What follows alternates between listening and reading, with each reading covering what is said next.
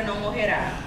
Poderá morrer o rosto oculto de quem hoje a nomeia, mas a palavra que veio desde o fundo da terra e da história já não poderá ser arrancada pela soberba do poder. Nós nascemos da noite, nela vivemos, nela morreremos. Porém, a luz será amanhã para os demais, para todos aqueles que hoje choram à noite, para quem o dia é negado, para quem a morte é uma dádiva, para a dor e a angústia, para nós a alegre rebeldia, para nós o futuro negado, a dignidade insurrecta, para nós nada. Por trabalhar nos matam, por viver nos matam, não há lugar para nós no mundo do poder. Por lutar nos mataram, mas nós continuaremos um mundo onde tem um lugar para todos e todos possam viver sem morte na palavra. Querem nos tirar a terra, para que o nosso passo não possa andar. Querem nos tirar a história, para que nossa palavra caia no esquecimento. Não nos querem índios, nos querem mortos. Para os poderosos, o nosso silêncio era uma bênção. Calando, morríamos. Sem palavra, não existíamos. Lutamos para falar contra o esquecimento, contra a morte, pela memória e pela vida. Lutamos pelo medo de morrer à morte do esquecimento. Falando em seu coração índio, a pátria continua, digna e com memória. Exército Zapatista.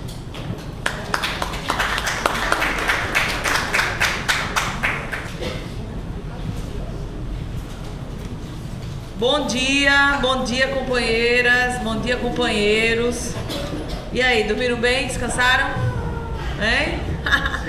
Galera que veio de fora. Rosilene, dormiu bem? Descansou? Enfim, vamos lá. Então, hoje nós vamos dar continuidade aqui ao nosso programa. Ontem nós avançamos bastante, né, no debate sobre, primeiramente, um pouco histórico percorrido pelo PACSE nesses últimos 30 anos do nosso trabalho, né? Nesse campo da questão do financiamento ao desenvolvimento, de todas as articulações que nós participamos a nível nacional, regional e internacional, resgate um pouco desse histórico, né? À tarde nós apresentamos 2 novos estudos, né, que o PACSE acabou de lançar: a financiarização da natureza, né, o clima do negócio e o negócio do clima, o BNDES Economia Verde, e a questão da ditadura das alternativas, a partir da apresentação do BRICS na África. Mais do mesmo? Então hoje a gente vai dar continuidade, quer dizer, ontem a gente tentou traçar essas novas fronteiras da questão do financiamento ao desenvolvimento, né? Tudo que tem a ver com a economia verde, né? A financiarização da natureza e também nova arquitetura multilateral internacional, que é o BRICS, e como isso é ou não uma novidade para o sistema multilateral. Enfim, e hoje a gente vai dar continuidade com uma mesa muito instigante, porque é também um tema que muitos companheiros e companheiras aqui trabalham. Muitos aqui presentes são membros da Rede Jubileu Sul, né, Rosilene? Venha pra cá. E nós vamos, que é uma rede que fez no ano 2000 o plebiscito da dívida popular. E antes, como é que nasce isso? Em 99, o Tribunal da Dívida, que aconteceu logo aqui no João Caetano. E se a gente acompanha um vídeo que está inclusive disponível no canal do YouTube do PACSE, que é um vídeo sobre esse tribunal, é muito interessante, porque parecia que a gente vivia realmente em outro país, em outro mundo, outra realidade. Foram 2.500 pessoas durante 3 dias aqui no João Caetano, onde nós tiramos um veredito, né, que foi lido naquele entonces pela juíza Salete Macalós, uma presença muito forte do judiciário progressista no Brasil, e no final apareceram Lula e Brizola para o encerramento do tribunal. Tal foi o sucesso que o tribunal produziu. A partir dali nasce o plebiscito da dívida, que foi realizado no ano 2000, em setembro, na Semana da Pátria, onde 6 milhões de pessoas votaram contra o direcionamento do dinheiro público para o pagamento da dívida, e sim para saúde, educação, e também votaram pela realização de uma auditoria pública conforme está na Constituição brasileira. E a partir dali é que nasce todo o trabalho da Auditoria Cidadã da Dívida a partir desse processo, que na realidade começa em 98 com um simpósio enorme que aconteceu em Goiânia, tratando, em Brasília, desculpa, sobre a dívida, chamado pelas pastorais sociais. E aí, Freidô está aí, agora coordenador aí das pastorais. As pastorais têm um papel muito importante nessa construção aí desse debate no Brasil sobre a dívida, com resgate das dívidas sociais. Então, desculpa estar falando tanto, mas como a gente recordar e viver, aqui estamos nós, recordando a nossa história, que é a nossa história aqui de muitos e muitas que estão aqui. Então, vamos convidar aqui a professora Denise Lobato Gentil, que é da UFRJ, para falar. Professora, por favor, muito obrigada por ter vindo. Professora Denise Lobato é uma grande especialista nessa área, uma defensora aí da nossa pauta também, né? De para onde está indo o Brasil com essa financiarização absurda da nossa economia.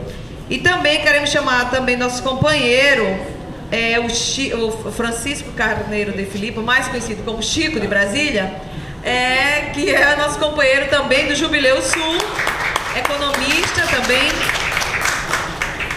companheiro nosso aqui de longa data. Então, a ideia é que vocês possam falar mais ou menos uns 15, 20 minutos, para poder abrir para o debate, 20 minutos, e aí a professora vai falar um pouco o quadro geral do endividamento, a dívida dos estados, a calamidade pública, etc., que nós estamos.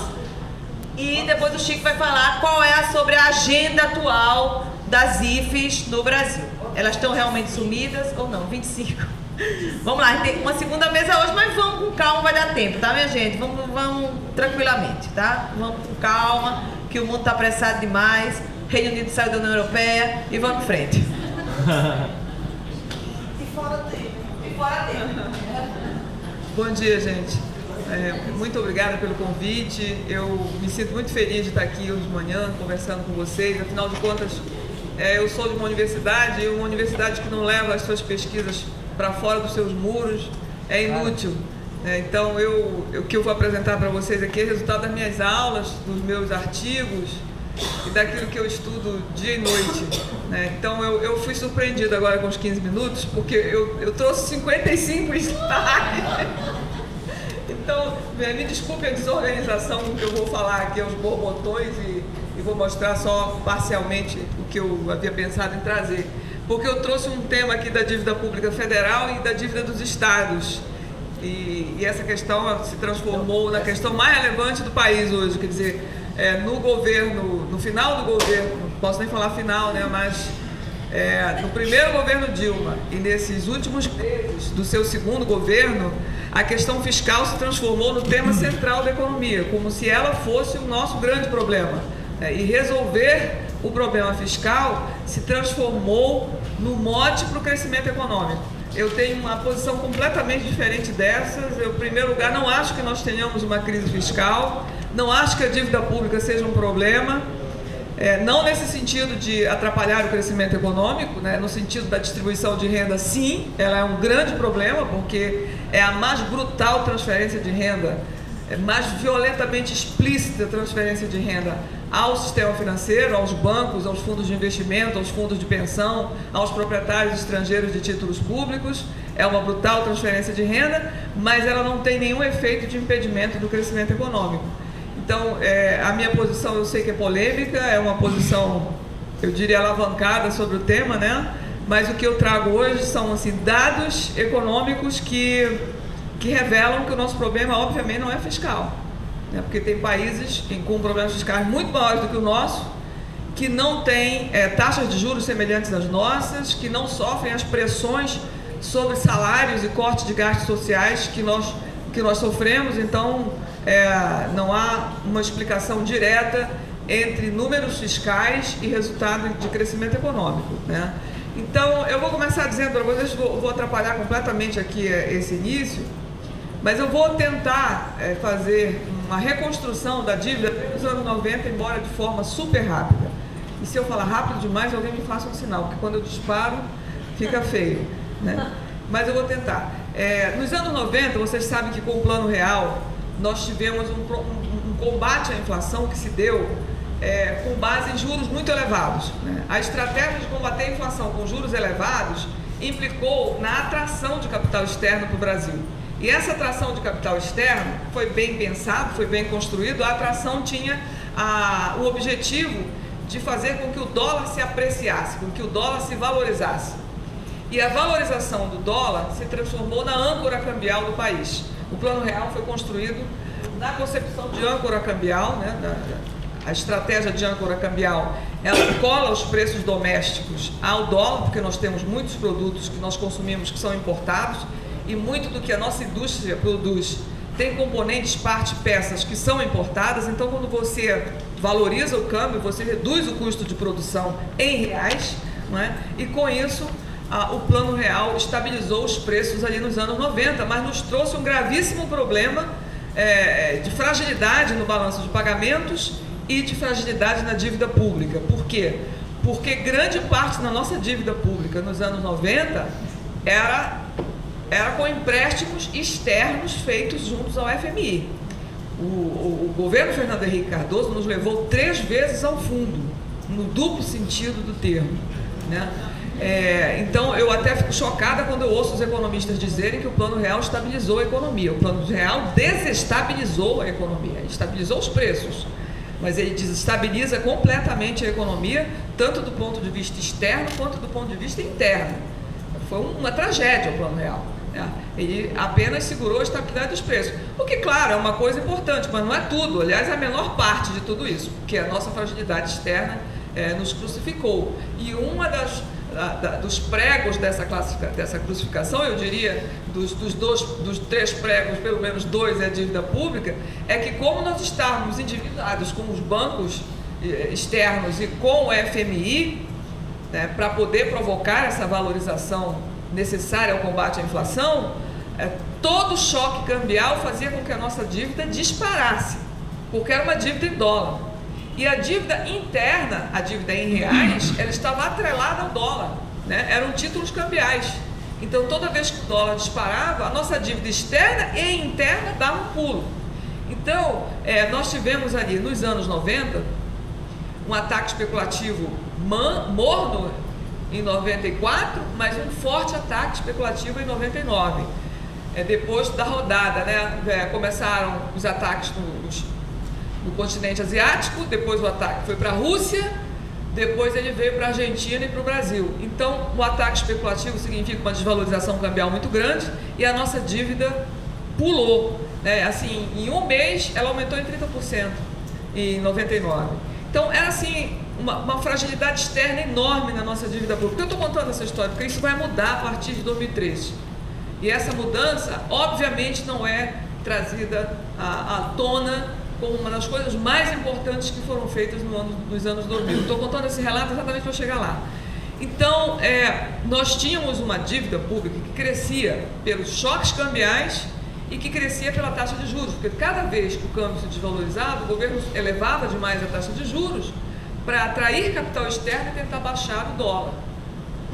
Então, a nossa dívida era eminentemente de choque cambial e financeira, ou seja, de juros e de câmbio. Não tinha absolutamente nada a ver com os gastos do governo. Inclusive, na época, o governo Fernando Henrique tinha exatamente o mesmo discurso do PT. Precisamos fazer uma reforma da Previdência porque os gastos com a Previdência estão aumentando muito, não é? E não esqueçamos que o presidente Lula entrou fazendo uma reforma na Previdência dos funcionários públicos em 2003. A presidenta Dilma fez uma reforma enorme em 2012, quando criou o Funpresp. Disse que ia chegar às 11. E agora, em 2014, no dia 31 de dezembro de 2014, depois das eleições do segundo governo, ela fez outra enorme reforma da Previdência.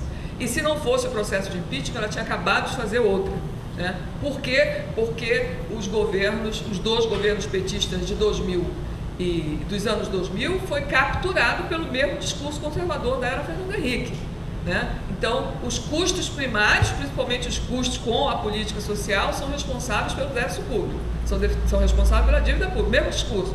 Quando, na verdade, na era Fernando Henrique, era a política de câmbio, era a política de juros que mais faziam a dívida pública crescer. né? E a Previdência estava lá gerando superávit o tempo inteiro, exatamente para pagar os juros e a desvalorização cambial, que eu não vou ter tempo de mostrar os números, infelizmente, eu vou ter que passar. Mas aí... Meia hora, gente, meia hora. Meia hora você aumentou? Ah, então deixa eu ir passando aqui. Pode passar um pouquinho. Olha, obrigada pela generosidade. Então, eu vou puxar uma definição do que é a dívida pública, então, aqui. Tá? E o que é a dívida pública? É o resultado das operações financeiras realizadas pelos órgãos do setor público com o objetivo de quê? De atender aos desequilíbrios do orçamento corrente, financiar o investimento público, quer dizer, isso em tese. A dívida pública no Brasil não financia investimento há muito tempo. A dívida pública no Brasil só financia a parte financeira do orçamento, né? Ela rola a dívida. Mais um, capitalizar os bancos públicos, parte da dívida pública no Brasil, de fato, é a capitalização do BNDES, né? Passe mais um pouco. Operar na política monetária e cambial, essa é a principal razão da existência da dívida pública no Brasil, que se chama operações compromissadas.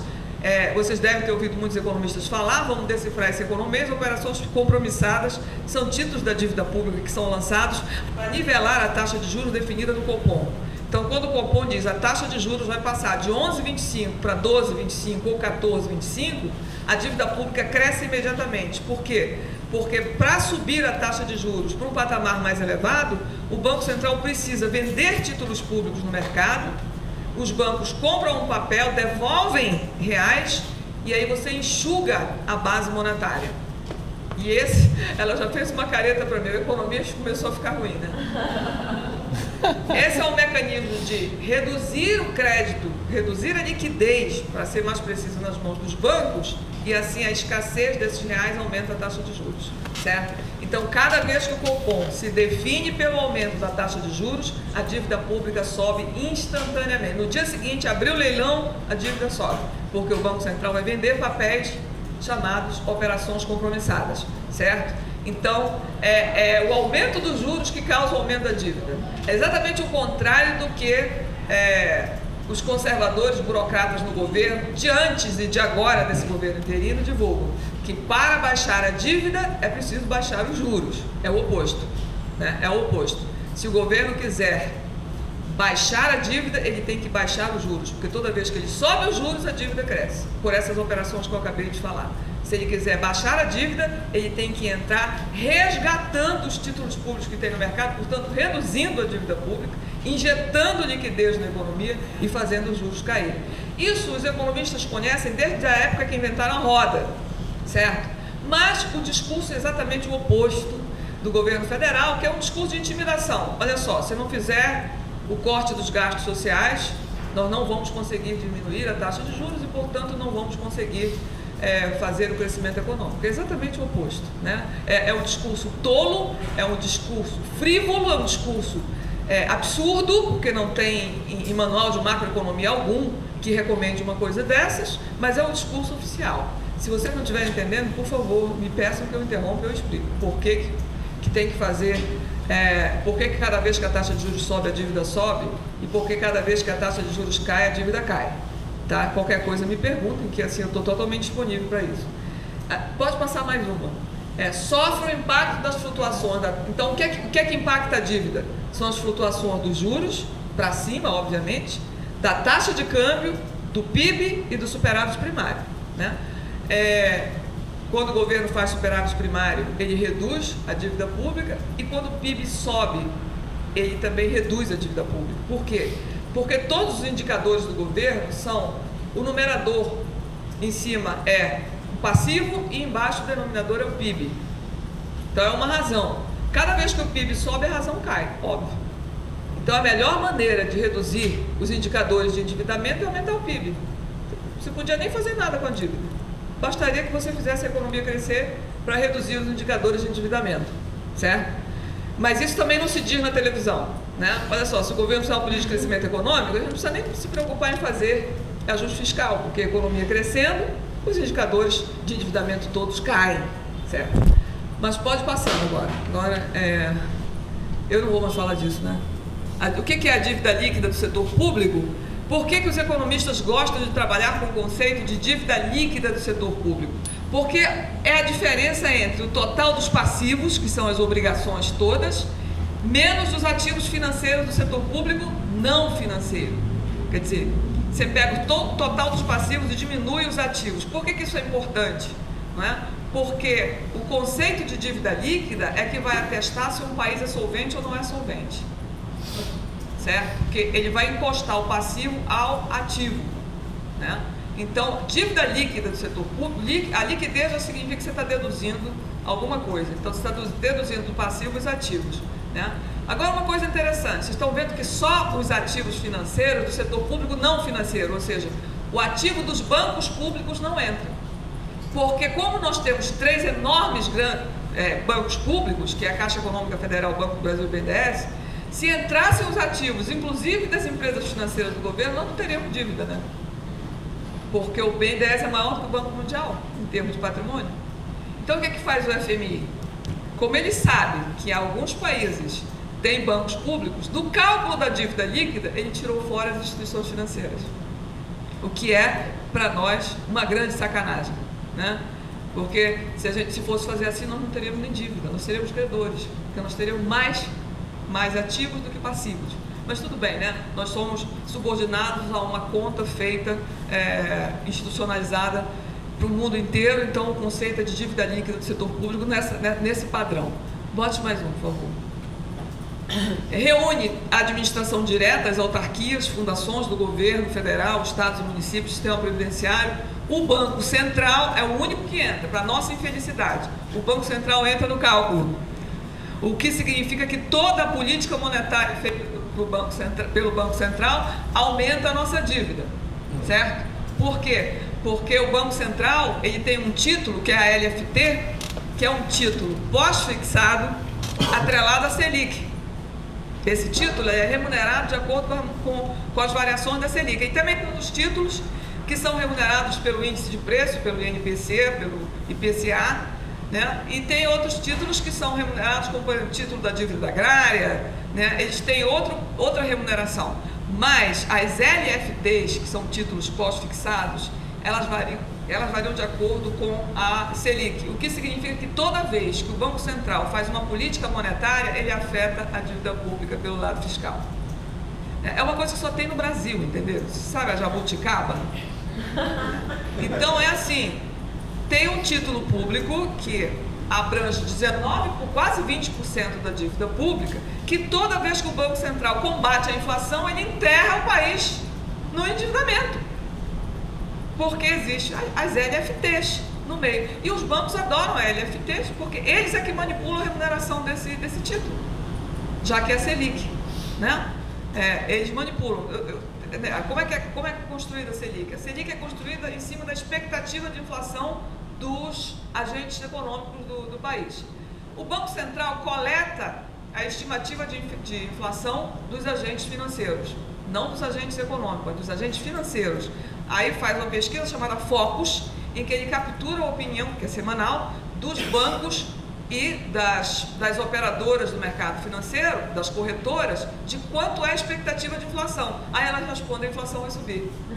Aí o Banco Central diz: opa, então já que a expectativa de inflação é de que a inflação suba, eu vou ter que aumentar a Selic. Aí o Banco Central aumenta a Selic. Quando ele aumenta a Selic, né, as LFTs oneram a dívida pública, entenderam? Então a dívida pública é completamente manipulada de fora para dentro. Ela não tem nada a ver com o orçamento público, ela não tem nada a ver com os gastos primários do governo, os gastos não financeiros. Então, quando se diz que a gente tem que comprimir os gastos primários, certo? Essa compressão dos gastos primários é para dar credibilidade aos títulos públicos que são vendidos no mercado financeiro, mas não para resolver o problema da dívida, porque não há nos gastos primários, de fato, qualquer prejuízo sobre a dívida pública, exceto nos 2 últimos anos que houve pressão do gasto primário. Mas eu vou dizer como é que eles foram pressionados. Pode passar mais, tá? Eu acho que vai estar muito devagar. Isso vai em frente, vai. O segundo conceito é o de dívida bruta. Esse é o conceito que a ala conservadora dos economistas mais gostam. Quer dizer, o conceito de dívida bruta, eles podem dizer: vocês, né, da esquerda gostam de dizer que a dívida líquida é baixa, porque a nossa dívida líquida é de 37% do PIB. Baixíssima a nossa dívida líquida do setor público. Poucos países no mundo têm uma dívida líquida tão baixa. E reparem que em 2003, quando o governo Fernando Henrique passou a faixa, essa dívida era de quase 60% do PIB. Ela era de 59,9% do PIB, tá? No final de 2002. Hoje, ela é de um pouco mais que 35%. E ficam dizendo que a gente tem uma dívida que está explodindo, certo? Mas aí, como essa dívida líquida caiu, eles abandonaram esse conceito e pegaram o conceito de dívida bruta, porque nesse conceito a dívida está crescendo, certo?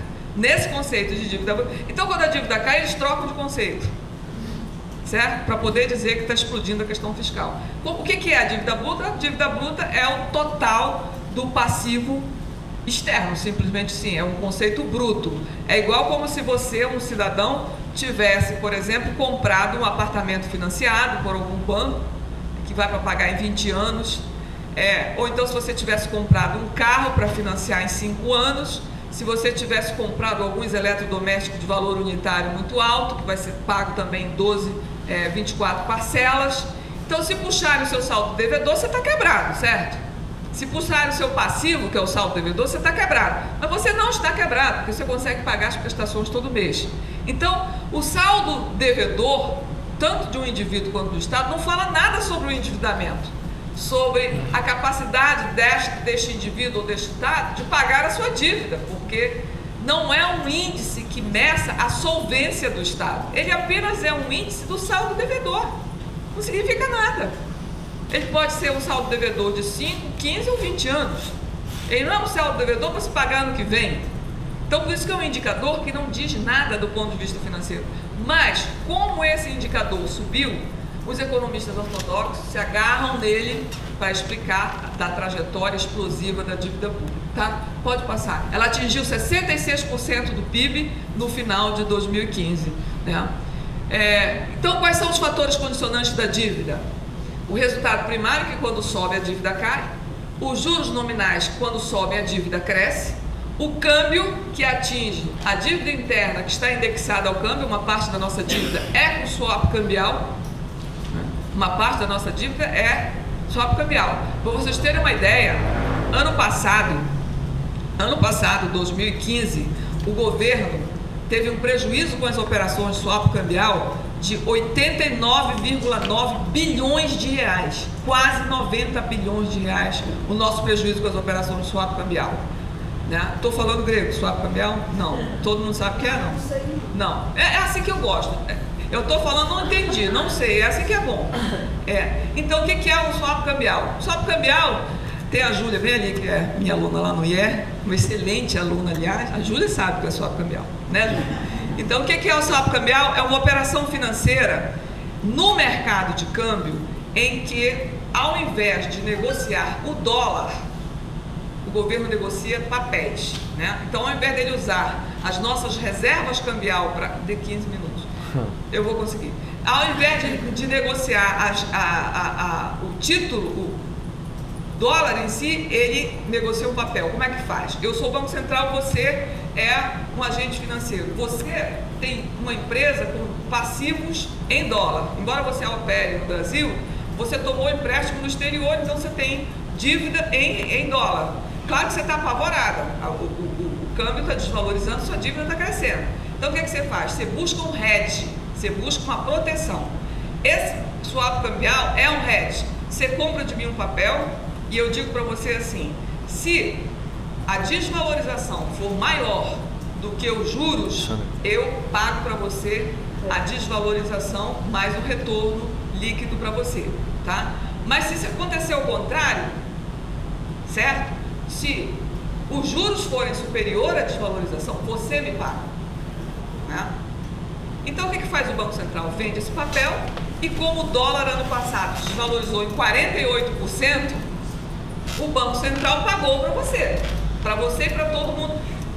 É claro que o governo faz essa operação para perder, ele não faz para oferecer hedge, então ele joga para perder. Agora vem cá, o governo disse que o déficit da Previdência ano passado tinha sido de 85 bilhões de reais e que era necessário fazer uma reforma enorme na Previdência. Mas ele não se acanha de dizer que perdeu, que doou 89 bilhões de reais, 90 bilhões de reais, 89,9 bilhões, apenas com operações de hedge para as empresas se protegerem. Quer dizer, você protege as empresas e desprotege a classe trabalhadora. É nessa proporção. Então você esconde que fez uma queima de dinheiro público de 90 bilhões de reais e ainda acusa a Previdência de um falso déficit, porque foi um superávit. Vocês sabem que eu sou uma pessoa que calcula o superávit da Previdência. No passado foi 20 bilhões de reais. 20 bilhões de reais, assim, num cálculo altamente conservador, entendeu?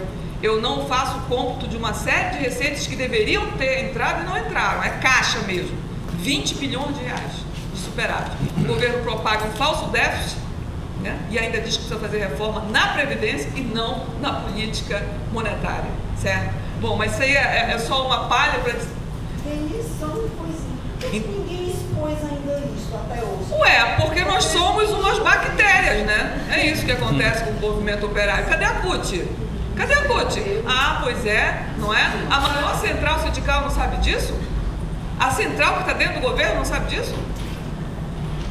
Cadê o movimento sindical? Eu ando pelo país inteiro falando isso. Pelo país inteiro. Eu viajo 2 vezes por semana. De norte a sul do país, entendeu? O que é que se faz com isso? E eu estou sempre dentro das centrais, hein?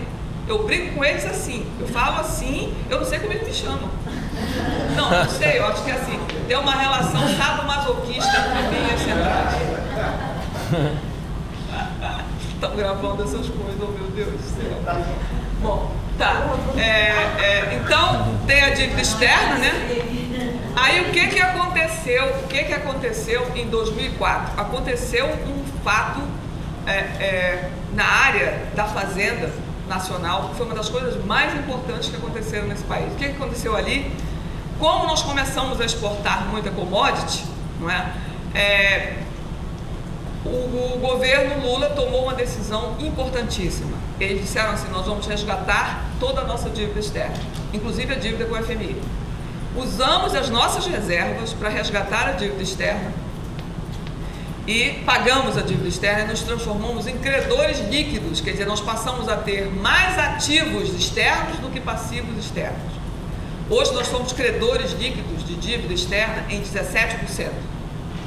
Então hoje a nossa dívida externa bate a nossa dívida interna, porque nós temos mais ativos externos do que internos, né? Então ali nós retiramos da dívida pública toda a fragilidade externa que ela tinha. Hoje, quando o dólar flutua, acontece o oposto. Quando o dólar se desvaloriza, quando o real se desvaloriza e o dólar fica caro para nós, a dívida pública cai. Porque nós temos um ativo chamado reservas cambiais, né, que é o acúmulo de dólar que a gente tem no Banco Central, que cada vez que o câmbio se desvaloriza, o valor das reservas em reais sobe. Como a dívida líquida é passivo menos ativo, a nossa dívida líquida cai, certo? E aí então o ministro na época, Nelson Barbosa, e o presidente do Banco Central, Tombini, diziam assim: olha, tá certo, a nossa dívida está crescendo, mas como o câmbio está se desvalorizando, toda essa operação, ele falava assim, esse pessoal que se queixa das operações, só faltava dizer isso, de swap cambial, estão esquecendo que o que a gente perde em swap cambial, a gente ganha na desvalorização das reservas e, portanto, no cálculo da dívida, a gente diminui a dívida. O problema é o seguinte, é que a dívida líquida do setor público, quando as reservas são corrigidas pelo câmbio, é meramente contábil, né? Já o swap cambial, não. Ele sai, de fato, do cofre público para os bancos e para as empresas. Essa é que é a diferença. Certo? Ele esquece de contar, é sempre uma meia história, gente, dos dois lados. A história nunca é contada de forma completa, certo? O fato, repetindo, é que a partir de 2004, toda vez que o câmbio desvaloriza, a nossa dívida cai, e toda vez que os juros sobem, a nossa dívida sobe também por esse mecanismo que eu expliquei para vocês, de que parte da nossa dívida é atrelada à Selic, na forma de letras financeiras do Tesouro, LFTs. Certo? Então, isso vai ficando exponenciado. Bom, eu vou pular muito para frente, pode passar muito. Aqui, vai passando. Pode passar. Pode passar aqui. Ah, esse gráfico é lindo. Ele é um gráfico, ele é esteticamente, eu não posso deixar de mostrá-lo, né? Mas para mostrar, eu posso botar até na parede da minha casa, porque ele é realmente, ele é de uma lógica tão forte, ele é de um argumento tão gritante. Olha só, essa parte em vermelho são as variações do câmbio e a parte em azul são as variações da dívida. Como é que a dívida varia? São quase iguais as duas variações, para vocês verem o quanto a nossa dívida é cambial. Entenderam? O quanto a nossa dívida é cambial. Não tem nada a ver com previdência, não tem nada a ver com política social. A flutuação do câmbio determina a flutuação da dívida. É uma coisa, você precisa fazer assim, não quer que eu desenhe? Está desenhado, tá certo? Foi o Excel que desenhou, mas está desenhado. Tem alguma dúvida agora de que a dívida é altamente impactada pelo câmbio? Nada, né? Nada.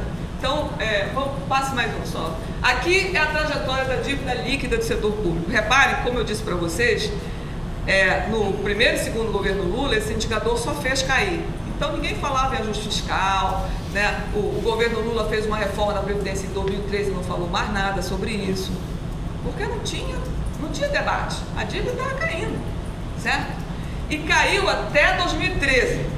De 2013 para frente, a dívida líquida do setor público começou a subir, mesmo com o acúmulo de reservas internacionais, né?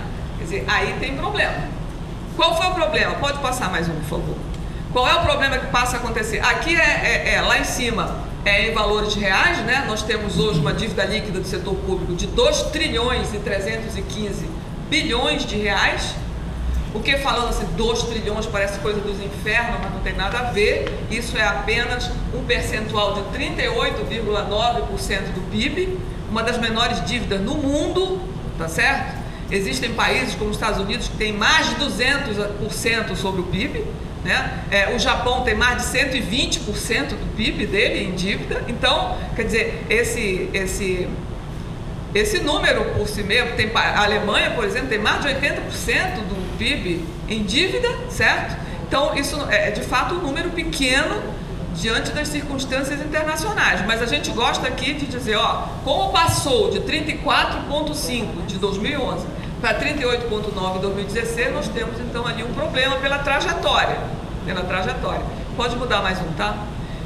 Aqui é a dívida bruta, que o governo gosta de pegar, porque os conservadores também, porque é um indicador muito mais elevado. Então você percebe que a dívida bruta ela está quase chegando em 70% ali do PIB, certo? O que significa que a partir de 2013 ela começa a crescer, mas por muito tempo ela ficou entre 50% e 60% do PIB, né? Ela começa a sair dessa margem muito recentemente, que é 2015 e 2016, por um fenômeno muito específico aí, né? E aí é que eu queria contar esse fenômeno específico. Por que a dívida vai subir, né? Em primeiro lugar, porque nós vivemos uma crise internacional. Vocês sabem todos que a Europa teve um período recessivo, a China desacelerou, né? A economia americana ainda não entrou numa trajetória de crescimento firme, o que nos atinge frontalmente, né? E, para completar, os países da América Latina estão numa situação igual ou pior do que a nossa, de completa recessão. São nossos principais parceiros comerciais, né? Estados Unidos e os países da América Latina. Então, não bastasse a desaceleração mundial e a recessão em algumas áreas, nós tivemos uma queda do preço das commodities. Uma coisa talvez consequência da outra, mas uma queda do preço das commodities, o que significou que as nossas exportações caíram enormemente, nós perdemos muito da nossa indústria, perdemos muito da nossa arrecadação no agribusiness, e a gente teve uma queda de arrecadação em função disso, certo? Além disso, né, o governo fez uma série de desonerações brutais. Para vocês terem uma ideia, em 2012, vou mais longe, em 2015, o governo fez uma renúncia de receitas de 283 bilhões de reais. Quanto era mesmo o déficit da Previdência? 85 bilhões. Eles torraram 89 bilhões e desoneraram as empresas em 283 bilhões de reais e querem fazer uma reforma da Previdência. Então tá, não é razoável, não é minimamente razoável. Desses 283 bilhões de reais de renúncia de receita, que eu não vou ter tempo de mostrar aqui, 157 bilhões de reais eram de receita da Seguridade Social, certo? Desonerações sobre a folha, desonerações na área de COFINS e de contribuição social sobre o lucro líquido, dadas indiscriminadamente para vários setores, setor não apenas da indústria, que é o que o governo justificava, que era para dar estímulo à indústria, que realmente se perdeu muito da nossa capacidade produtiva industrial, mas não foi só para a indústria que ele deu para o setor de serviços, ele deu para o setor agropecuário, foi assim indiscriminado, bateu em 283 bilhões de reais, concedidos sem nenhuma contrapartida, sem nenhuma condicionalidade. Em nada foi pedido de investimentos para as empresas privadas, de emprego, de respeito à legislação trabalhista, de respeito à legislação ambiental. Não foi pedido nada de conteúdo nacional para essas empresas, não foi exigido dessas empresas nada. Foram renúncias de receita que viraram margem de lucro e apenas isso, certo? E apenas isso. Então, claro que as nossas receitas iriam cair. Então, a desaceleração nacional e mundial, mais as desonerações, mais as questões da Lava Jato, né? A Lava Jato imobilizou a Petrobras, que é responsável por 10% da arrecadação de tributos no país. A Petrobras entrou praticamente numa situação de não recolher quase nada dos cofres públicos e a Lava Jato também mobilizou uma parte do setor de empreiteiras do país que parou também de recolher. E o outro lado da coisa, né? A crise política desmonta o país, porque ninguém mais investe, as pessoas não sabem qual é o próximo governo, qual é o próximo passo, qual é a próxima política. Os investimentos então recuam em função de expectativas altamente incertas e, portanto, negativas. Os investimentos se contraem. Com isso, a arrecadação do Brasil desaba. Nem entrei na dívida dos estados. Mas o que vai acontecer ali? Cai a arrecadação e o que sobe? Sobem as despesas com seguro-desemprego, porque começou a aumentar o seguro-desemprego, então sobem as despesas com seguro-desemprego, sobem as despesas com subvenções econômicas, principalmente aquelas que vão atender o setor de produção familiar, setor agrícola de produção familiar, elas são altamente estimuladas por subvenções econômicas do governo. Sobem as despesas com assistência social em função do aumento dos benefícios e do valor dos benefícios mais elevados também, né? E sobem as despesas com previdência, porque o número de pessoas que se aposentam cresce a cada ano em função do progressivo envelhecimento da população e do vínculo desses benefícios ao salário mínimo. Então são despesas na área social que sobem, né? E sobem porque elas são constitucionalmente definidas assim.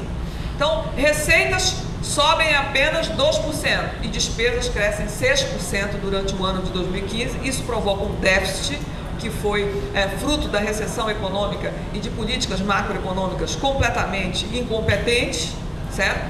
O déficit surgiu já em 2014, de 0,1% do PIB, e em 2015, de 2% do PIB. É claro que a dívida vai fazer uma trajetória que não é compensada. Agora, o que mais pesou no déficit durante o ano de 2015? As pedaladas, o pagamento das pedaladas fiscais.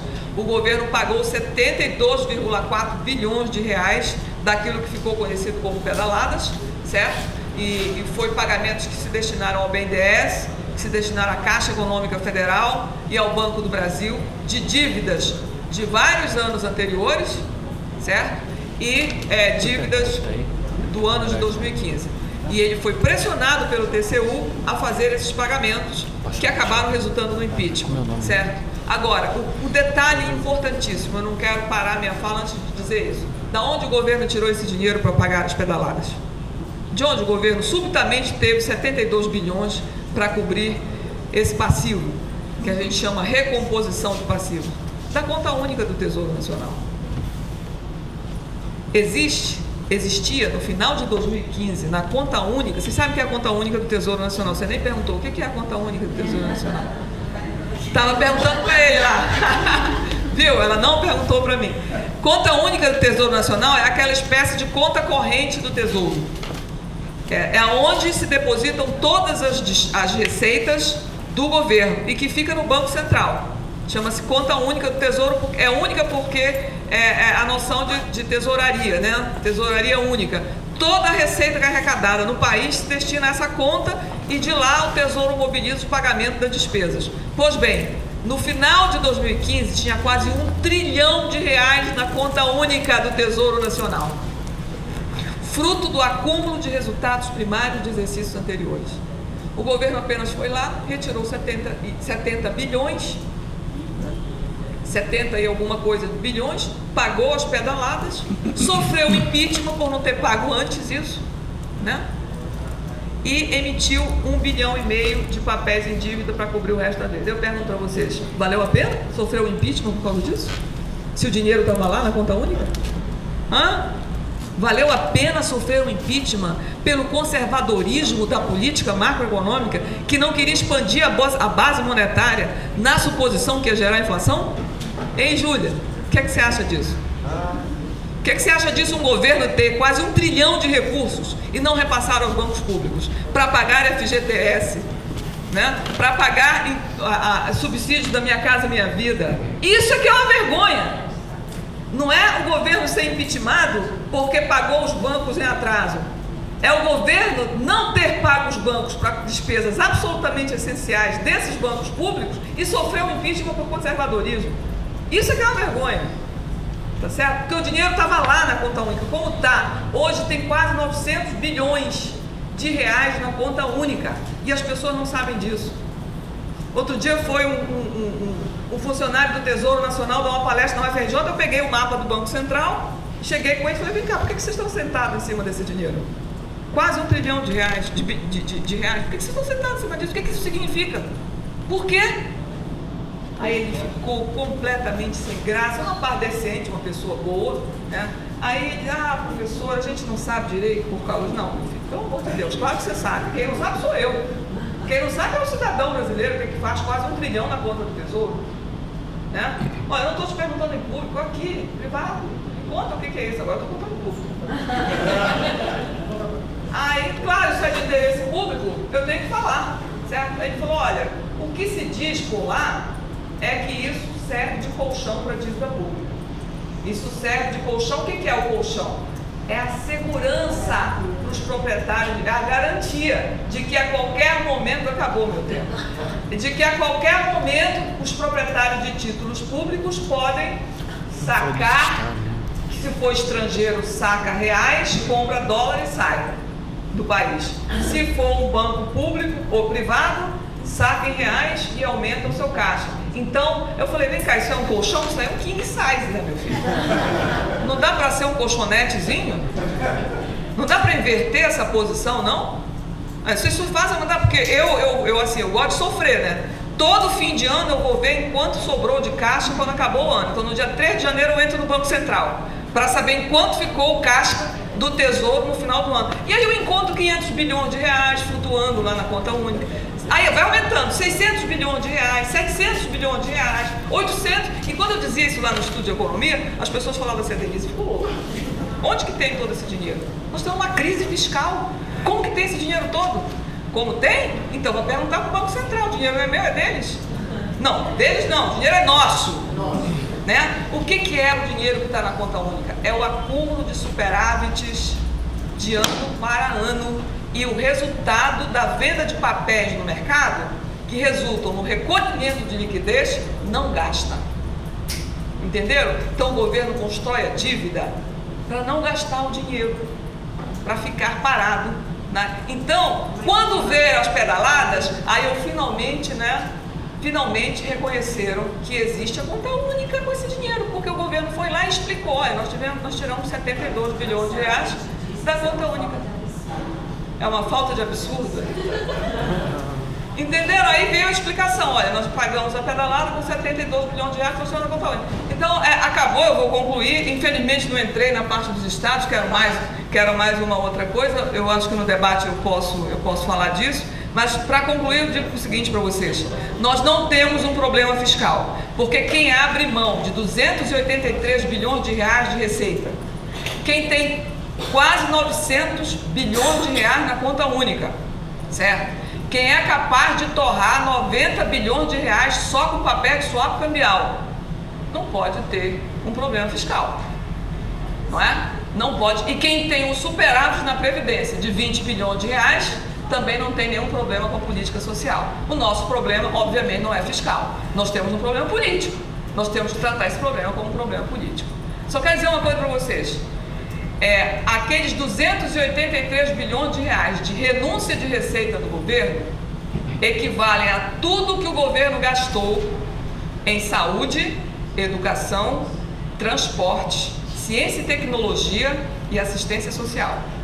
Se você somar tudo que foi gasto nessas 5 áreas, né, é o equivalente ao que se desonerou de receita, para virar margem de lucro do setor privado. Então reparem que hoje o orçamento é a peça mais explícita e mais violenta de transferência de renda. É a brutalidade, é a carnificina da luta de classe. É isso que é a dívida pública. Obrigada, Denise. A gente tentou ser bem generosa aqui com o tempo. E só vem a confirmar o que a gente, como jubileu, né, e dizendo, sempre trabalhamos que a dívida não é uma questão econômica, é uma questão política, e que como política tem que ser enfrentado politicamente, né, no instrumento de transferência líquida de riqueza da classe trabalhadora para a burguesia, né, para os donos das propriedades. Agora, então, a gente vai abrir para o debate, né, assim, a ideia, se vocês concordarem, a gente ficar, tipo, máximo meia hora para a gente começar a segunda mesa com meia hora de atraso, mas está tranquilo. Tem um lanchinho ali fora, a gente não vai parar para café, então vi que algumas pessoas já estão lá fora tomando café, então vamos sair um pouquinho de vez em quando, quem quiser um cafezinho. Também, quem puder trazer um cafezinho para a professora Denise, né? O que você acha? Um cafezinho para a professora Denise, para o Chico, e Joana vai trazer com açúcar, sem açúcar? Com açúcar. E o Chico? Com açúcar também. Enfim, e aí, enquanto ninguém se inscreveu, a Dirlene, a Demar, a Rose. Eu queria contar só nessa história, eu queria contar só um caos, bem curtinho. A Magnólia escreveu primeiro, é verdade. Magnólia, Dirlene, Ademar e Rose, é isso? E Novoa. Mas eu queria contar esse caos muito rápido, muito rápido. O primeiro trabalho que eu tive foi num órgão de planejamento agrícola do estado de Alagoas. A gente tinha que coordenar um programa. Coordenava nada, eu trabalhava lá, eu tinha 22 anos. E aí estava estudando economia, praticamente me formando. E aí era um programa chamado PAP, Programa de Apoio a Pequeno Produtor Rural. E eu estava trabalhando num segmento que era a PCR, que era o Apoio às Pequenas Comunidades Rurais, que deveria ser o carro-chefe do programa, financiado pelo Banco Mundial. A gente lá tal, e a gente tinha que fazer o quê? A mobilização das comunidades. A gente tinha que lidar diretamente com o gerente de campo, e eu era a única mulher de 12 homens e eu, né? Aí chegava a missão do Banco Mundial. Aí, primeira, vai a Sandra com a equipe, lá vou eu. Foi a primeira e última vez que me botaram numa missão com os técnicos do Banco Mundial. Isso há muito tempo atrás, porque não deu para segurar a onda e cair de pau em cima deles. E tinha 22 anos, era a única mulher, me deixaram fora. Nunca mais eu tive a honra, Chico, de acompanhar as missões do Banco Mundial. Então, Magnólia, eu passo para você. Gente, ó, Sandra, queria dizer uma coisa para você. Eu fiquei arrasada quando tu começou a falar, Chico. Porque já faz alguns dias, eu disse ontem que eu era masoquista, e sinceramente eu fui ler aquela porra daquele Consenso de Washington de novo. E também alguns escritos do Banco Mundial, porque ontem eu estava falando nessa coisa da harmonização, porque quando eles fizeram a revisão das políticas, a revisão do consenso, eles resolveram que era melhor estar tudo junto, apoiava, mas ia consultar, jogava dinheiro, mas ia consultar o Banco Mundial, ia consultar o BID. Então, nessa harmonização, o que, por exemplo, o Serra está fazendo hoje, foi recomendado pelo Banco Mundial em 89. A opção do Serra, ela estava já escrita nos documentos do Banco Mundial desde 89. Então, isso que a gente está vendo hoje, que o Chico está mostrando, ela combina, ela vem combinar em gênero, número e grau com o processo de privatização aprofundado desse país. Então elas estão voltando e não tem mais quem faça o monitoramento, a denúncia, a análise, a reflexão sobre essas instituições, sobre o papel e a ação delas nesse país. Tem uma coisa que tu esqueceu de dizer, Chico, dentre as coisas lindas que elas fazem, é também bancar estudos de gente que terminou doutorado, sei lá o quê, que eu não sei, tem umas coisas aí maior do que isso, pois bancar esses estudos a partir do que elas querem, dos temas que elas precisam de aporte, por isso que fica todo mundo calado, babando, na hora que esses caras chegam.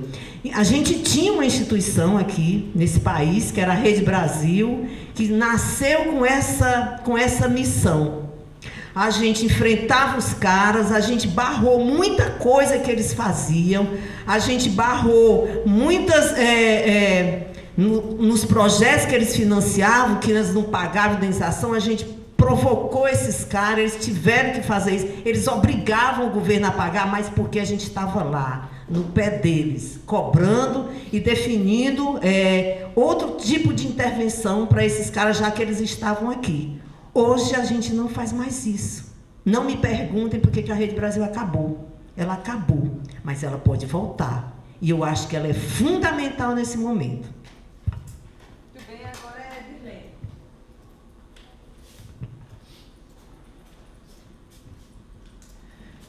Tal como a Magnólia, eu vi vocês dois te contar como economista e petista até o início do governo Lula, fiquei mais arrasada ainda. E nos anos 90, a gente, o grupo de economistas do PT, nós estudávamos muito a lei de responsabilidade fiscal, o consenso de Washington, etc., para poder entender todos esses processos e formular o projeto do PT para quando estivesse no governo, obviamente. E sempre fomos radicalmente contrários a tudo isso, né? E agora, quando eu vejo vocês dois falar, eu queria muito, enfim, depois eu parei um pouco de estudar sobre isso, mas eu queria que vocês falassem um pouco mais sobre os efeitos da lei de responsabilidade fiscal sobre todo esse processo que está acontecendo, incluindo a discussão aí do impeachment. E aí uma questão também que vocês levantaram, que foi como que isso deu sustentação às privatizações de todo esse período.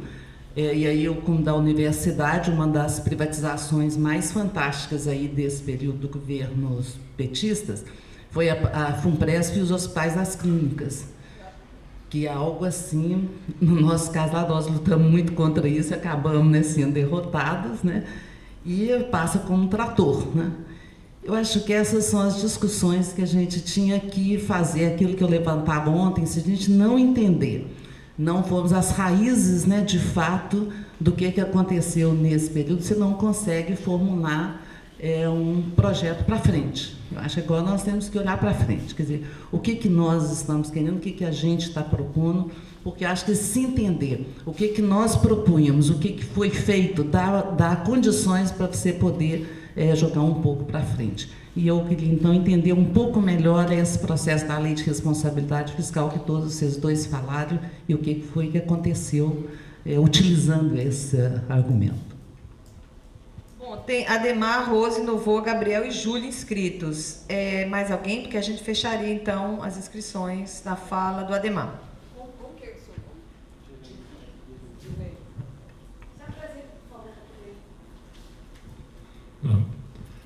Ademar Mineiro, sou representante da Rebrip. Bom, primeira coisa, só para a gente não cometer injustiça aqui, no caso com as centrais sindicais, tanto as centrais sindicais que não estão conversando com o governo, que avaliam que ele é golpista, ilegítimo, interino, etc., que é o caso da CUT, da CTB, com lutas da intersindical, etc., quanto as que estão conversando com o governo, no caso da nova central, da Força Sindical, da UGT e da CSB, todas elas assumem a ideia de que não há déficit na Previdência. inclusive defender essa ideia junto ao governo. Então, o fato de que a gente não consegue ganhar na opinião pública é um outro problema, que eu acho que é isso que a gente tem que discutir. Agora, as centrais, inclusive as que estão dialogando com o governo, tantas mais,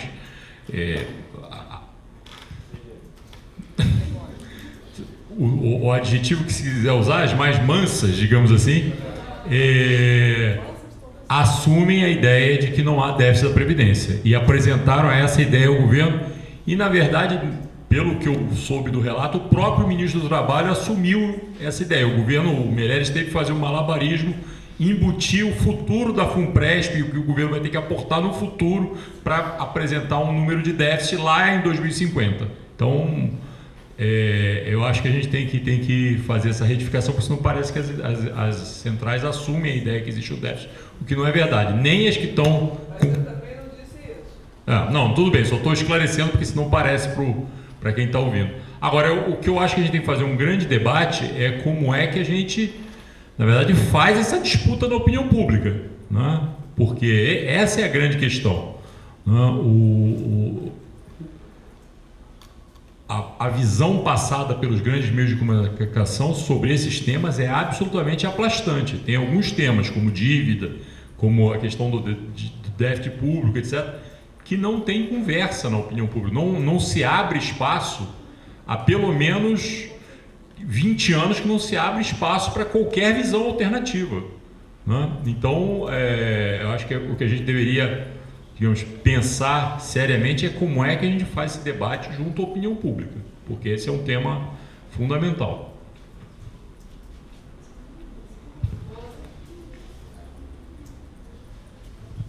Sou Rose, da Rede Jubileu Sul, e desde que eu entrei no Jubileu Sul, esse tema é o foco central, né, do nosso trabalho, a questão do endividamento, e a gente faz o debate da dívida, Denise, pensando justamente nesse aspecto que você falou, que o sistema da dívida, ele é político.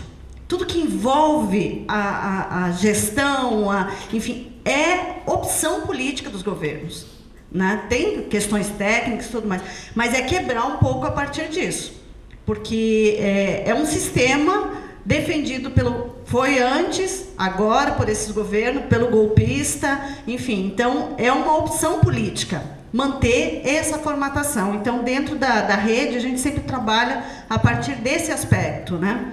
E a gente, inclusive, nos nossos materiais, a gente faz essa relação, né, do que é gasto, ou melhor, do que é investido em política social e o que é pago em dívidas, juros e amortizações, até para fazer essas comparações. E é um negócio alucinante, né? O que vai para juros, isso nem pagando, não se paga o montante bruto da dívida, são só... Inclusive, a gente está para lançar agora um caderno que faz um pouco essa comparação de 2015, né? O que foi investido em política social, e quando a gente olha, por exemplo, a questão da Previdência, para nós é uma forma de distribuição de renda, não é gasto, né? É investimento. Então, isso é importante destacar. E também uma coisa que você falou rapidamente, talvez você possa voltar ao assunto, que se por um lado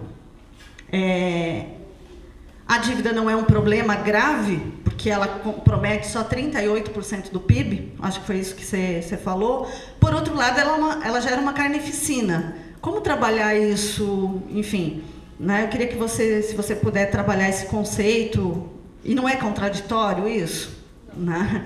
Então, não sei se você tem alguma indicação e como é que a gente rompe nessa linha que o Demar trouxe.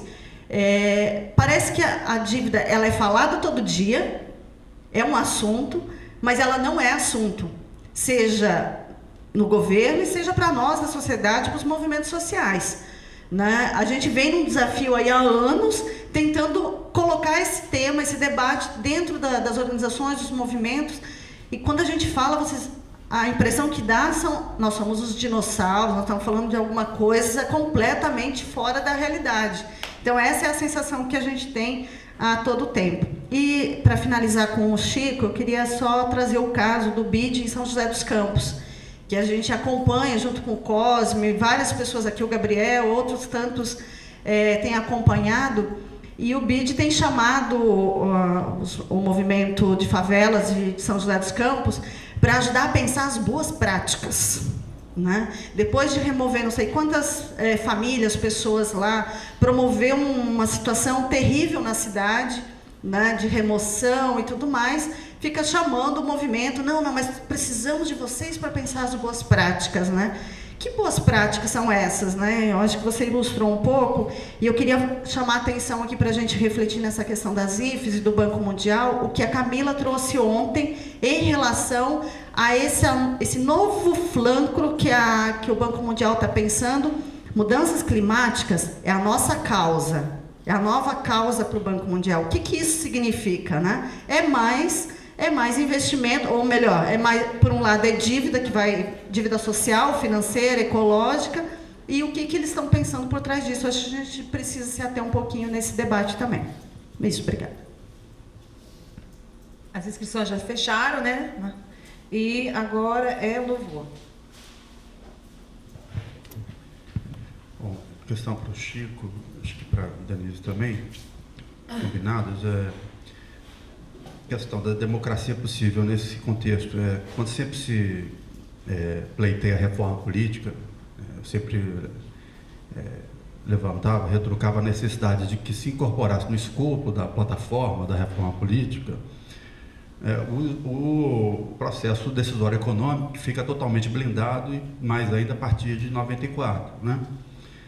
Então, eu fico pensando, à medida que vocês levantaram dados muito específicos e acompanhamentos e monitoramentos muito específicos, e que se nós tivéssemos, na linha que Magnólia já apresentou, espaços, arenas de discussão, arenas públicas que pudessem dialogar com os movimentos, com os cidadãos, e que a gente pudesse, de fato, intervir, né, controlar, enfrentar, né, a financiarização a partir desses espaços onde de fato ela se reproduz, eu acho que a gente poderia estar com uma luta política no patamar mais avançado, né?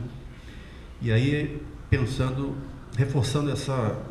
mais essa necessidade político-organizativa de para onde vamos, de como é que a gente reconstrói, assim, acho que foi um exemplo muito claro de como é que, veja, são informações coletadas por dois colegas que foram a fundo em abordagens específicas, mas trazem questões de enorme interesse público e que não estão colocadas na agenda de ninguém.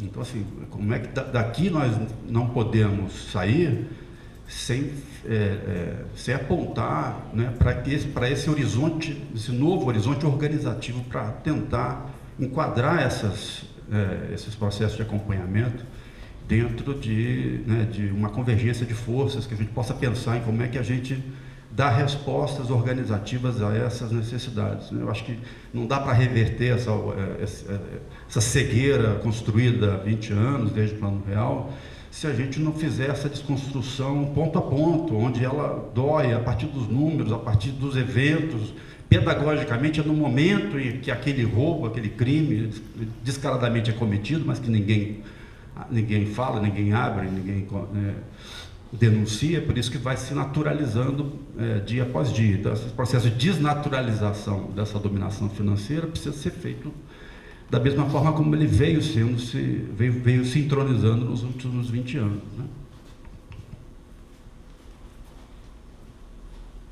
Gabriel, depois é a Júlia. Bom, em primeiro lugar, agradecer muito as falas da Denise e do Chico. E eu quero fazer aqui um apelo para a gente não deixar de falar da dívida dos estados, né? Porque é um tema que está aí queimando no noticiário, e em especial aqui no nosso estado, né? No Rio de Janeiro.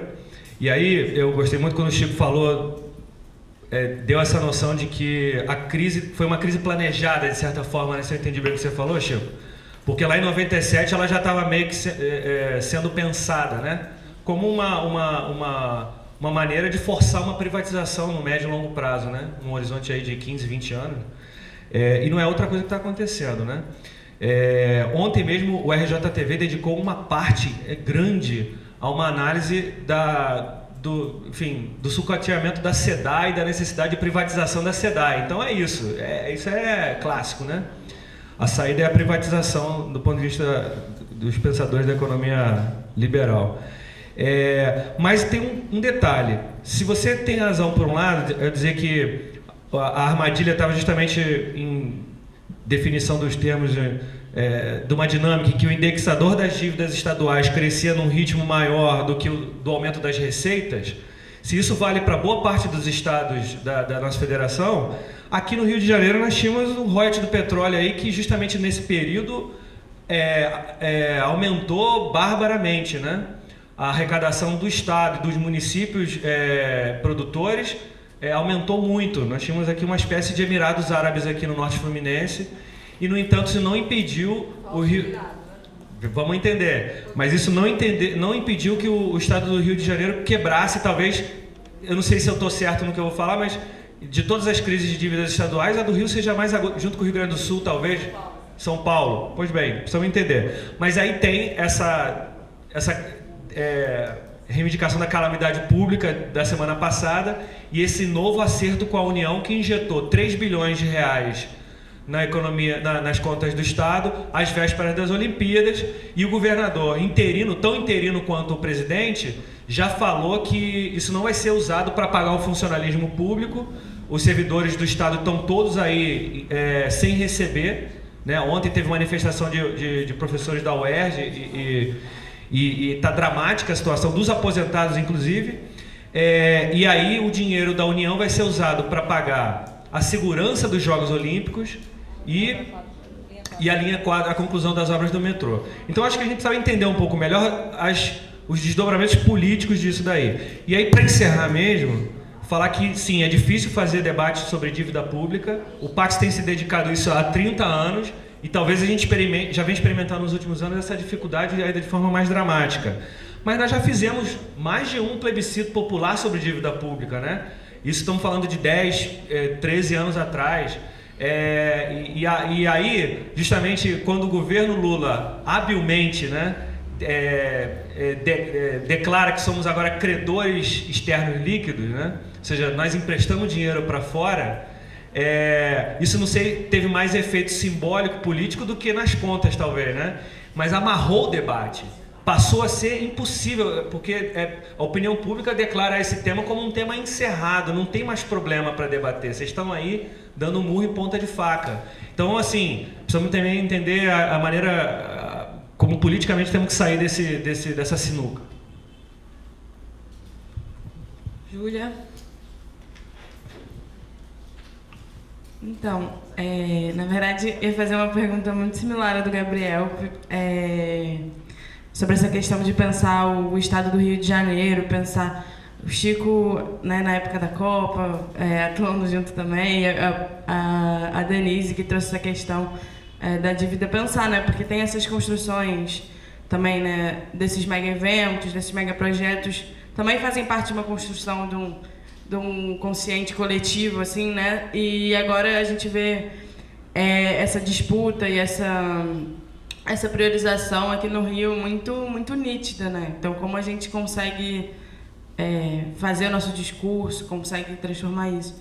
E acho que vem um pouco muito nesse sentido. Acho que as duas exposições foram brilhantes e a gente do Pax, a gente que está envolvido com a luta social, sempre tem, com a educação popular, né? A gente tem sempre muito essa preocupação de como fazer esse conhecimento, essa reflexão, ser algo que possa ser apropriado para a gente disputar a hegemonia. A gente dá um curso sobre economia e política, normalmente em Campo Grande, na zona oeste do Rio. A gente, inclusive, usa um vídeo que a professora Denise na Globo News falando sobre previdência e tal, respondendo. E é muito bom, porque a gente consegue tentar desconstruir mitos, né? Nosso objetivo é desconstruir mitos. Então, esse mito do déficit, né? Tem vários mitos. E, enfim, na verdade, a minha pergunta é assim, nesse momento em que a gente vê uma nova rodada de privatização, né, acirrada, em que acho que tanto a nível federal, mas aqui no Rio de Janeiro, em que o prefeito abertamente fala temos que vender a cidade, né, isso é algo que ele fala E é tranquilo ele falar isso, né? É algo positivo, em que, como a privatização da SEDAI, as parcerias público-privadas, mas também as operações urbano-consorciadas, que privatizam a própria cidade, né? Enfim, não é muito uma questão, é mais como a gente consegue traduzir isso, né? Como é que a gente consegue transformar isso também num conteúdo que consiga fortalecer a mobilização. Agora o companheiro aqui da auditoria. Bom, Daniel, muito boas as duas apresentações. Quando nós vemos esses números aí da dívida, quanto é que o percentual de orçamento que é reservado a pagar juros e serviços da dívida, nós nos assustamos, né? Isso cria um incômodo muito grande, mas existe um outro lado da questão aí que incomoda tanto, que é o lado ideológico desse aspecto do endividamento, porque você não está somente assumindo um compromisso de dever e pagar. Isso, por um lado, cria uma falsa moral, né? Se eu devo, eu tenho que pagar. Então é lícito essa regra do jogo, né? Isso é vendido para as pessoas dessa forma. E isso cumpre um papel ideológico muito grande, porque você não assina simplesmente um acordo de débito que você vai pagar, remunerar aqueles títulos a essa taxa de juros. Você assume um compromisso de orientar a gestão pública por esses interesses mercantis. Aí você privatiza o Estado por dentro, né? Você começa a orientar a gestão pública por interesses privados. Então, ela perde o caráter público e assume um caráter privatista. Além de responsabilidade fiscal, ela é um exemplo disso, né? Uma outra questão que traz também isso aí, você falou de quando no governo Lula foi paga a questão da dívida com o FMI, né? Isso foi também uma outra questão que parece que foi pouco debatida, porque quando se pagou o FMI, se buscou dinheiro no mercado. E se buscou dinheiro no mercado, é uma taxa de juros maior do que aquela que se pagava o FMI. E, além disso, né, quando você antecipou o pagamento, você não teve nenhum deságio. E para isso, né? Quando você antecipa o pagamento, você tem um deságio, né? Não só não se antecipou, como ainda se usou o argumento de que queria-se criar a confiança dos mercados. Ora, quem são esses mercados, né? São aqueles rentistas, né? aqueles grandes do sistema financeiro, que são eles que manipulam essas regras. E aí ficou a mesma inquietação que o Mineiro colocou aí. Como é que a gente faz esse enfrentamento, né? Como é que toda essa base de conhecimento que está sendo construída, que é contra-hegemônica, como é que ela pode romper essa blindagem ideológica que nós temos hoje nesse processo todo? Obrigada. Por último agora a Larissa. Bom dia, né? Meu nome é Larissa. É só uma dúvida, na verdade, porque eu sou das agrárias, eu não entendo nada de economia, assim, então me assusta um pouco ver essa situação real, porque a gente lá nas ciências agrárias, né, tipo, tem o agronegócio como, sei lá, o ouro do Brasil, assim, né, tipo, tudo vai mal, mas o agronegócio está contribuindo com não sei quanto % do PIB, como se fosse uma propaganda de justificar o agronegócio mesmo, assim, então eu não sei, assim, vendo essa conjuntura que vocês trazem agora, só se vocês queria saber se vocês têm como abordar um pouco nisso, assim, tipo, qual é o papel do agronegócio nessa questão financeira do país, assim, porque a gente está destruindo a natureza, né, tipo, a natureza e a produção agrícola, ela é usada como um negócio, né, uma moeda, e isso, tipo, somos o celeiro do Brasil, assim, né, tipo, nós somos fornecedores de matéria-prima e é isso que garante a nossa riqueza. Pelo menos é isso que a gente está aprendendo lá na agronomia. Então, como que o agronegócio pode contribuir para a gente sair da crise? Eu penso, se ele tem tanta essa importância econômica, eu acho que, né, com todo esse custo, né, ajudar nessa maneira.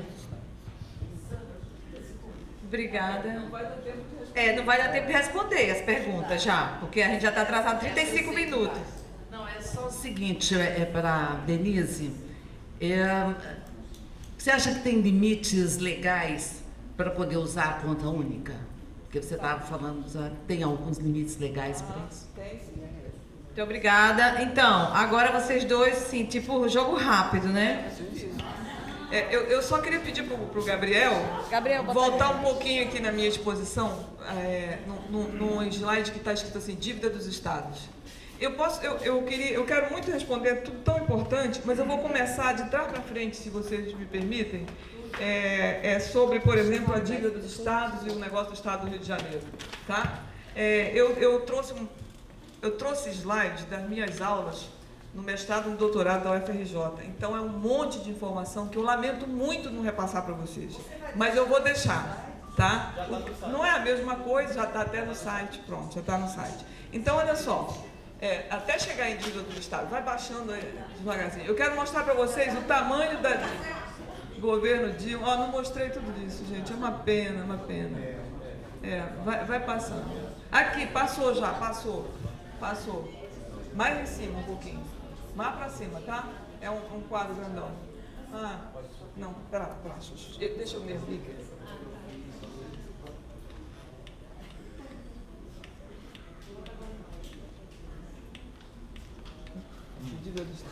Dá para ver não, né? Não. Dá, não, né? Aumenta bem aqui, assim, ó. Ele vai aumentar. Deixa eu só dizer uma coisa para vocês. A dívida dos estados é uma das piores páginas da nossa história. Mas, assim, os estados têm muito pouco a culpa pelo menos nessa minha análise. Em 1997, houve uma grande negociação das dívidas dos estados. E o que ficou estabelecido ali? Ficou estabelecido que para rolar a dívida do estado, para federalizar a dívida dos estados, algumas condições vão ser impostas. E essas condições, elas foram basicamente impostas pelo FMI. O que estava ali? No acordo de 1991. Quando chegou em 1997, começou a negociação. A União decidiu que ia assumir a dívida dos estados. Como é que ela assumiu? Ela fez o seguinte, ela lançou títulos públicos no mercado, recolheu recursos e pagou os credores dos estados. Em troca, os estados ficariam devendo para a União, né? Mas ela fez os estados assumirem, em primeiro lugar, a dívida dos bancos estaduais, né? Os bancos estaduais estavam completamente quebrados e isso passou a ser um passivo dos estados e, portanto, um ativo da União contra os estados, certo? Então, os estados assumiram uma dívida que não era deles, eram dívidas privadas, certo? E passaram a pagar para a União essas dívidas privadas. Outra coisa, tem o escândalo dos precatórios. O que é um precatório? O precatório é uma dívida que o Estado assume pela via judicial. A Justiça impõe que o Estado assuma aquela dívida porque um credor recorreu. Então, o credor entra num processo contra o Estado e a Justiça reconhece a dívida do credor e o Estado vai ter que pagar para ele através do lançamento de um título público. Ele lança o título público para arrecadar recursos e pagar aquela dívida judicialmente reconhecida. Isso é um precatório. O que aconteceu nessa época? Nessa época, os estados do Espírito Santo, o município de São Paulo e o estado de Pernambuco, eles lançaram precatórios e não pagaram os credores que judicialmente tinham sido reconhecidos como os destinatários daqueles recursos de títulos públicos. Então, houve ali a CPI dos precatórios, não sei quem já era adulto nessa fase, a CPI dos precatórios aconteceu quase 10 anos depois, mostrando que aquela dívida era uma dívida ilegítima, mas os estados assumiram essa dívida, entenderam? Então, o passivo dos estados tinha que ser completamente revisto. Além disso, os títulos dos estados que já tinham sido lançados, eles foram vendidos por um valor abaixo do valor de face, o valor nominal deles. Mas, na hora de reconhecer a dívida, foi reconhecido pelo valor de face. Então, os estados não tiveram o benefício do deságio. Não sei se eu estou falando muito economês e muito rápido. O fato é o seguinte, que os estados ficaram com um ônus ilegítimo. Aí o que fez a União? O passivo dos estados era enorme, ela corrigiu pelo IGPDI, que é o índice que corrige a inflação por um patamar mais elevado do que qualquer outro índice, porque eles recebem um forte impacto das desvalorizações cambiais, e corrigindo em cima desse GPDI, jogando em cima dele juros que variam de 6% a 9%, certo? E que variam entre estados nesse intervalo. Então, concedeu-se taxas de juros menores para alguns estados e maiores para outros estados, o que já é uma coisa estranha. Então, é uma agiotagem completa da União. sobre os estados. Agora eu pergunto para vocês, olha a dívida dos estados aí, ó. Está na ordem decrescente. A maior dívida de São Paulo, 243 bilhões, Minas Gerais, 97 bilhões, o Rio de Janeiro é o terceiro, 79 bilhões de reais, né? Essa dívida ficou impagável. Hoje, 92% das receitas do Estado do Rio de Janeiro são comprometidas com folha de pagamentos e com pagamento da dívida. Tá? Bom, tudo bem, até que entrou o governo do PT. Né? Não faz o menor sentido a União cobrar mais de 6% de juros, que é um juro superior ao que o BNDES cobra dos empréstimos para as empresas privadas, certo? Esses juros, quem paga somos nós. Nós, não é a dívida dos estados, é uma dívida nossa. Nossa, quem paga são os cidadãos brasileiros. Então a União não está cobrando dos estados, a União está cobrando de nós. É a mesma coisa que a União dissesse assim, olha, eu estou precisando de dinheiro e eu vou morder o ICMS de vocês. Eu vou morder o IPVA de vocês. Se virem com a base tributária de vocês aí, certo? Então são os cidadãos de cada estado que recolhem para a União. É uma abstração. Então, quando a União... vocês sabem que a União ela não pode cobrar tributos dos estados e dos municípios, certo? Ela não pode, seria ridículo. Né? Os tributos que os estados devem à União, eles não pagam por causa do trato do Pacto Federativo. Mas e por que eles pagam juros? Por que os juros? Não é esquisito isso? Por que a União cobra juros dos estados? Faz algum sentido? Aí a União disse, não, eu cobro juros porque eu lancei papéis. Como eu lancei papéis e eu tenho que remunerar aqueles papéis, eu tenho que cobrar juros dos estados. Mas olha só, passa por favor aí, mais um monte de quadro. Quero mostrar uma coisa para vocês aqui. Deixa eu ir baixando aqui, vai baixando. Quando chegou, pulou aqui. Olha, o saldo inicial da dívida, lá no início, era de 112 bilhões. Isso. Fica tranquilo. Era de 112 bilhões. Aí, como tem o IGPDI, mais essa taxa de juros absurda, que nem o BNDES cobra das empresas privadas, né? A dívida pulou para um saldo devedor de 422 bilhões e agora, como vocês viram lá no meu quadro mais atualizado, está em 630 bilhões, certo? Então é uma dívida eterna, é impagável. Ela vai até 2038, mas não é até 2038 não, porque como o saldo devedor só pula, né, ela se transformou numa dívida impagável. Só um minutinho aqui. Eu preciso mostrar isso para vocês. Ih, tá andando para trás. Peraí. Ah, não tá. Eu quero mostrar para vocês a multiplicação da dívida. Eu quero mostrar o exemplo de 4 estados. Se ele conseguir abrir para mim. Vai. Vai. Aqui, esse quadro de cima. Olha só. A União disso foi o Nelson Barbosa. Né? O que escandaliza é o seguinte: quando o governo do PT entra, a situação não muda. Os estados tentam negociar e a União se recusa a negociar. Aí quando os estados entram em falência, porque é impagável uma dívida dessa, quando os estados entram em falência e tentam negociar, qual é a resposta do ministro Nelson? Não posso não.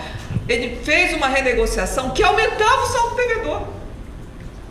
Aí os governadores, no ato de revolta, disseram, não vão mais pagar. Entraram na justiça com liminar e conseguiram 2 meses de não pagamento da dívida. Particularmente o Rio de Janeiro não podia pagar mesmo. Então, olha só, bota esse slide para mim, por favor. Esse que está aparecendo aqui. Sim, é esquisito isso, né? Muito. Tá esquisito isso. Esse software é livre. Deixa para lá. Gente, eu só queria dizer para vocês assim, é como se os estados já tivessem pago 7 vezes um saldo devedor e ele crescesse 20 vezes. Entendeu? É uma coisa assim absurda. Gente, tem alguma coisa errada. Olha só. O valor bruto dos gastos da União com o refinanciamento da dívida. Quer dizer, o que a União tem que pagar sobre aqueles títulos do setor privado que ela lançou para quitar os credores dos estados. 25 bilhões. 25 milhões. Quais são os valores recebidos? 30 dos estados. A diferença é ali, olha só, aqui são milhões, ali são bilhões. Vocês estão vendo a diferença? Vocês estão vendo? Aqui são 25 milhões, ali são 30 bilhões. Entenderam? Então é a União ganhando dinheiro em cima dos estados. Mas não é em cima dos estados, é em cima de nós, entenderam? É em cima de nós, cidadãos, porque um cidadão ele mora no município, num estado, numa nação. Certo? Então, vocês acham esse troço aí, ele foi fornecido, são dados extraídos pela Auditoria da Dívida Cidadã, que pressionou o TCU. O TCU que deu essas informações. O TCU que deu essas informações do quanto os estados ganham em cima de uma dívida do passado. Entenderam? Oi? Enquanto os estados... Então, é a verdadeira agiotagem oficial. É a agiotagem oficial. E aí, o que acontece? Né? Os governadores tentaram negociar com o governo Dilma, e o governo Dilma disse, não, nós vamos descer a taxa de juros para 4% e o índice de correção será o IPCA. Não conseguiram. Esse aí está em negociação desde 2013, né? No ano em que o impeachment ia ser votado, os governadores voltaram de novo a dizer, olha, nós não estamos conseguindo pagar, porque nós vamos pagar apenas juros simples, já que a dívida dos estados é juros sobre juros, porque é o seguinte, os estados não conseguem nem pagar a parcela dos juros. Aí fica um saldo devedor com os juros que eles não conseguiram pagar, quer dizer, juros que acumulados, e incidia a taxa de juros de 7,5% sobre os juros que eles não tinham pagado no período anterior. Entendeu? Então, é juros sobre juros. Porque os juros não pagos se incorporam ao principal e você coloca 7,5%, 8%, 9% em cima de um saldo devedor que cresce exponencialmente. Então, é uma bola de neve sem fim dos estados. Estrangulou todos os estados. Aí o que acontece? A gente paga a dívida por vários mecanismos. Um, com a parte dos juros que é paga, sai do nosso bolso. Segundo, com a precarização dos serviços públicos nos estados. A saúde pública jogada fora, as escolas estaduais jogadas fora, a precarização dos sistemas de mobilidade urbana, a desgraça toda que vocês conhecem, né? Então a gente paga através de tributos, a gente paga através da ausência de serviços nesses estados, certo? E isso tudo ficou insolúvel dentro do governo Dilma. Aí vem o impeachment. O que faz o governo Dilma? Endurece com os estados, quando sabendo que são os governadores que influenciam deputados e senadores. O que acontece agora? O governo Temer vai lá e negocia. Vai lá e negocia com os estados. Suspende o pagamento do resto do ano de 2016. Os estados só vão começar a pagar no ano de 2017, com um prazo de carência de vários meses, porque o desconto vai começar a diminuir a 5,55% a cada mês. Aumentou em mais de 20 anos o prazo de pagamento da dívida, tanto com a União quanto com o BNDES, entenderam? Agora, colocou uma cláusula lá embaixo do pano. Qual é a cláusula embaixo do pano? Os estados vão ter que fazer o orçamento base zero, exatamente igual ao orçamento base zero que a União vai fazer, entenderam? E os estados aceitaram mais uma vez. Quer dizer, o processo de intimidação que a União exerce sobre o estado é de uma agiotagem. E por quê? Eu pergunto a vocês, qual é o sentido da União cobrar de nós uma taxa de juros superior à do BNDES e deixar um índice de preços absurdo corrigir essa dívida e fazer juros sobre juros? Sim. Eu não sou economista, sou, como diz ele aqui, eu estou vergonha de dizer que sou advogada, sou assessora jurídica.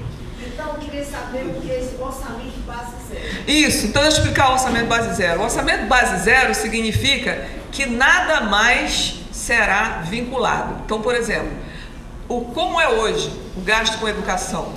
O gasto de educação, a União tem que gastar 18% de tudo aquilo que ela arrecada dos impostos com educação, certo? Os estados e municípios têm um outro percentual mais elevado, 25%, tá? Então, o gasto com a educação está vinculado à receita e a receita está vinculada ao desempenho da economia.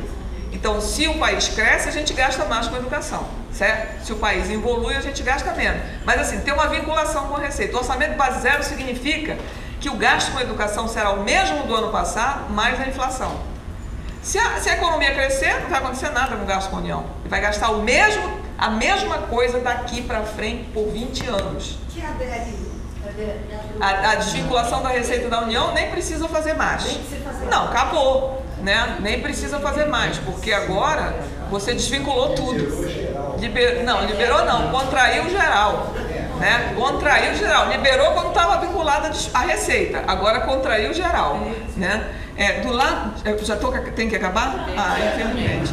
Do lado da saúde, por exemplo, como era o gasto com saúde? Você gastava o gasto do período anterior mais o PIB, certo? Agora não tem mais disso, vai ser a mesma coisa. Só queria dizer uma coisa para vocês.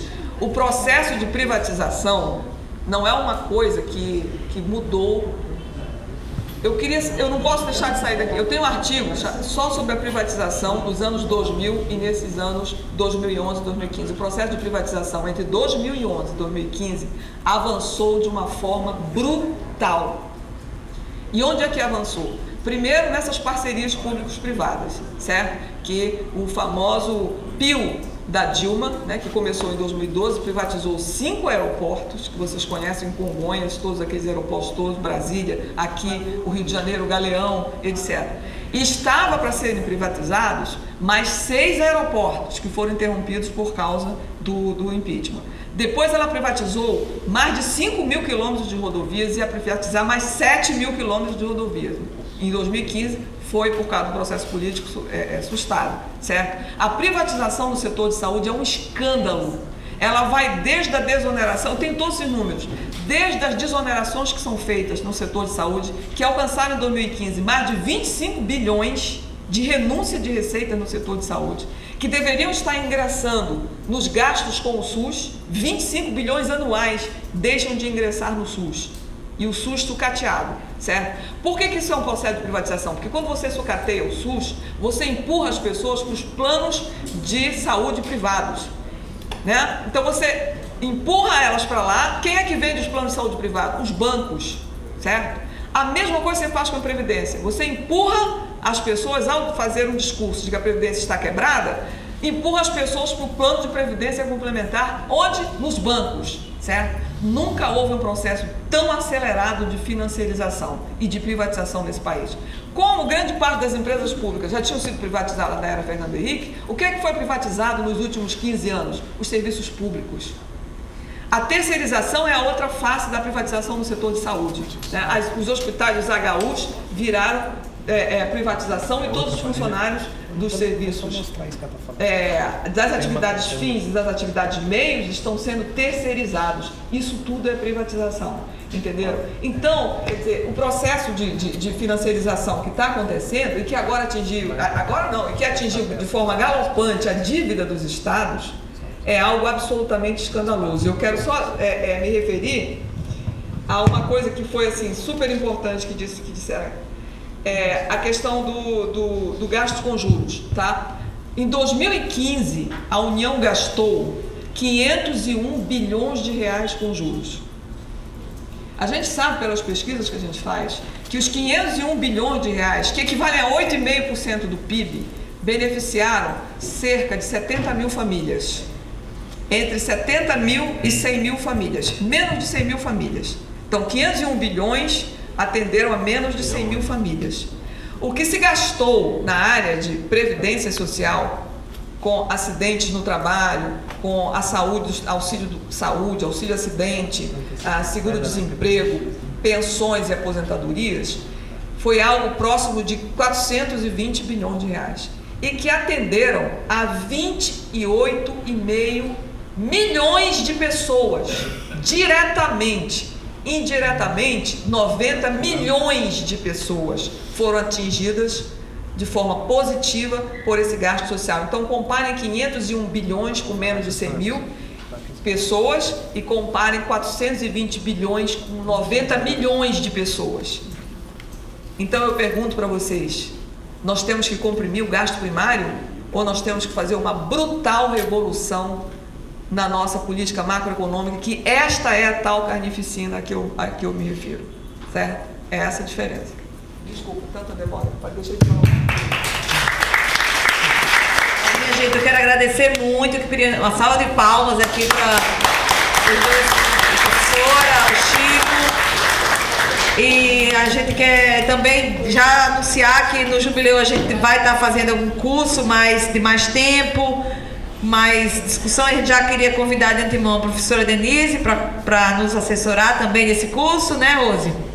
E a galera aí a gente vai poder ter mais tempo para discutir esse assunto tão denso, porque realmente é muito denso o tema da dívida, é todo uma linguagem muito específica, termos muito específicos, mas a gente tem que entender, como todo mundo aqui falou, a professora falou, o Chico falou e vários de vocês falaram, é uma questão política. Então não vamos deixar que esse tecnicismo também nos impeça de enfrentar esse tema.